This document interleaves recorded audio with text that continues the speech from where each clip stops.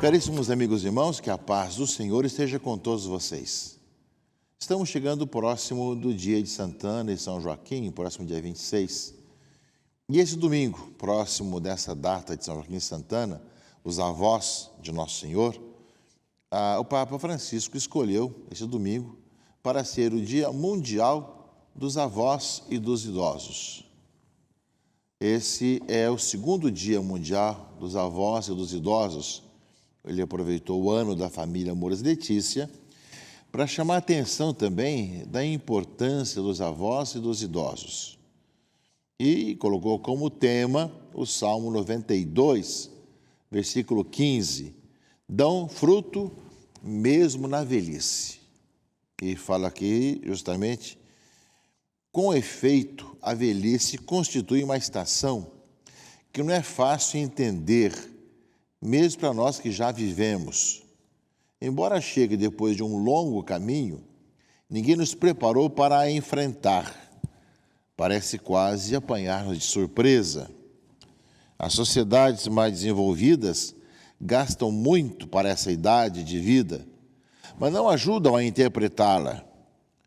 Proporcionam planos de assistência, mas não projetos de existência. Por isso é difícil olhar para o futuro e individuar um horizonte para onde tender. Por um lado, somos tentados a exorcizar a velhice, escondendo rugas e fingindo ser sempre jovens. Por outro lado, parece que nada mais se possa fazer senão viver desiludidos, resignados a não ter mais frutos para dar. Palavra do Papa Francisco na sua mensagem para o Dia Mundial dos Avós e dos Idosos. E é um texto bastante longo, ele vai lembrar que a velhice não é um tempo inútil, no qual a pessoa deva pôr-se de lado, recolhendo os remos para dentro do barco, mas uma estação para continuar a dar fruto. Há uma nova missão que nos espera, convidando-nos a voltar os olhos para o futuro.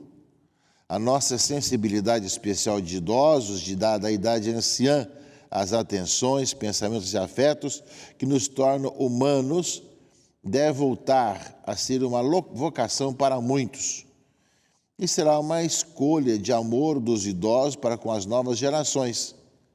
É o nosso contributo, a nossa contribuição para a revolução da ternura, uma revolução espiritual e desarmada, da qual vos convido, queridos avós e idosos, a fazer-vos protagonistas. Claro que o texto é longo, mas muito importante que nós, quem não trabalhou o texto na semana passada, que possa trabalhar nessa semana. Hoje é o segundo Dia Mundial dos Avós e dos Idosos, e agora, próximo dia 26 também, dia de São Joaquim e Santana, é uma boa ocasião de poder trabalhar esse texto, onde fala justamente que dão fruto mesmo na velhice. Então, na velhice não é tempo de recolher os remos e não ter mais nenhuma atividade, mas de ter novas atividades diferentes do passado e como fazer hoje nosso trabalho e a nossa vida. Dão frutos mesmo na velhice. Essa é a mensagem do Santo Padre para esse segundo Dia Mundial dos Avós e dos Idosos, que nós tivemos ocasião de iniciar dentro do ano da família. O ano passado foi o primeiro Dia Mundial e agora o Papa nos convida a difundirmos ainda mais. Eu lembrava na semana passada da importância da pastoral da pessoa idosa, tanto também de poder acolher em casa, na família, a pessoa que tem essa sabedoria e poder na família ter todas as idades para que as pessoas possam perceber justamente essa diversidade de experiências e a importância de passar justamente de experiência de uma geração a outra.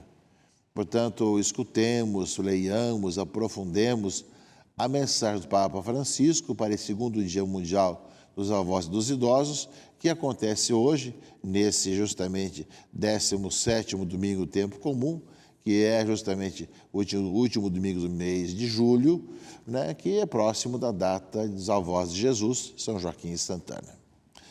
E, caríssimos amigos e irmãos, nesse 17º domingo, a palavra de Deus nos coloca alguns ensinamentos importantes. Jesus estava rezando. Eu falava esses dias que Jesus rezava constantemente. Quando terminou, um dos seus discípulos pediu-lhe: Senhor, ensina-nos a rezar. Será que a nossa oração, o nosso modo de rezar, desperta aos outros? Falando aqui aos mais novos, aos amigos, às pessoas que vivem conosco, a vontade de rezar também, ensina-nos a rezar. Faz parte da iniciação à vida cristã. O próprio Catecismo da Igreja tem toda uma seção sobre a iniciação à vida de oração. Ou seja, de nós sabemos nos colocar diante do Senhor e rezar, e nos colocar abertos a escutar o Senhor e falar com Deus nessa proximidade de pai para filho e de filho para pai. É bem esse aspecto que a palavra de Deus coloca para nós hoje, mas dando uma perspectiva precisa, uma perspectiva que o Senhor nos fala ao coração. E a perspectiva, meus irmãos e irmãs, é a insistência na oração, né? A confiança na oração. Depois de rezar aqui o Pai Nosso, na versão de Lucas, né? Quando rezar e dizei, Pai, santificado seja teu nome, venha o teu reino. E ele acrescentou justamente, depois de falar do perdão, fala de um amigo que, se for procurar lá meia-noite e pedindo 3 pães de empréstimo, né? Porque chegou de viagem e não tem como resolver para o seu amigo que chegou, ou seja, diante da recusa, da dificuldade, etc., mesmo que o outro não se levante para dá-lo porque é seu amigo, vai levantar-se ao menos por causa da impertinência e lhe dará quanto for necessário. Ou seja, a insistência, a confiança, né? E aí então Jesus vai tirar algumas conclusões para nós com relação à oração. Pedi e recebereis, procurai e encontrareis, batei e vos será aberto. Pois quem pede, recebe. Quem procura, encontra. Para quem bate, se abrirá. E aí tem algumas comparações. Será que algum de vós que é pai, se o filho pedir um peixe, lhe dará uma cobra? Ou ainda, se pedir um ovo, lhe dará um escorpião? Ora, se vós que sois maus, sabeis dar coisas boas aos vossos filhos, quanto mais o Pai do céu dará o Espírito Santo aos que o pedirem. Pai, santificado seja o teu nome, venha o teu reino, perdoai-nos como nós perdoamos. Enfim, as petições do Pai Nosso, meus irmãos e irmãs, na versão de Lucas, Jesus tira essa questão da confiança na oração. Ou seja, que o Senhor nos escuta e nos dará a seu devido tempo aquilo que é necessário, aquilo que é importante para nós. Essa confiança na oração, como nos diz o Evangelho. Aquele que foi buscar pão de madrugada, o se não vai porque é meu amigo, ao menos pela insistência, né, do amigo pedindo os pães para alimentar a quem chegou atrasado, quem chegou, digamos, de viagem, ali naquele momento na sua casa, né? Ou seja, meus irmãos e irmãs, aparece a importância da perseverança e da confiança na oração. E justamente o Evangelho vai lembrar bem disso. O Evangelho coloca justamente, ou seja, que o exemplo nosso, o pai não vai dar uma cobra para o filho que está com fome, pedindo pão e assim vai. Ou seja, a questão de ver que se nós, como fala aqui o Evangelho, nós que somos maus, pecadores, não fazemos coisas ruins para os filhos, quanto mais o Pai que está nos céus nos dará o Espírito Santo aos que pedirem. Ou seja, o Senhor nos ouve e vai nos dar aquilo que é necessário, aquilo que é importante na nossa própria vida. É essa confiança na oração que nós somos chamados a ter. Uma palavra, meus irmãos e irmãs, que nos desperta essa confiança, que depois aparece na leitura primeira também desse domingo, também essa insistência na oração e na intercessão. Sim, nós vemos que nesse 17º domingo, a leitura primeira é do livro do Gênesis, e que fala justamente que o clamor contra Sodoma e Gomorra cresceu e agravou-se muito o seu pecado. E fala que justamente que, partindo dali, os homens dirigiram-se a Sodoma, enquanto Abraão ficou na presença do Senhor, né? Fala justamente, né, que vai destruir Sodoma e Gomorra, né? Vai exterminar realmente o justo com o ímpio.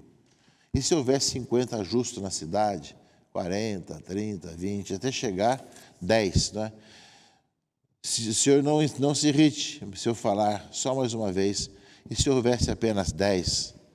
E aí respondeu, por causa dos 10, não a destruiria. O salmo de resposta coloca como refrão, naquele dia em que gritei, vós me escutastes, ó Senhor. Ou seja, meus irmãos e irmãs, aparecem justamente a insistência e a confiança na oração. No Evangelho, Jesus fala que nós sabemos dar coisas boas para os filhos, quanto mais o Pai que está nos céus.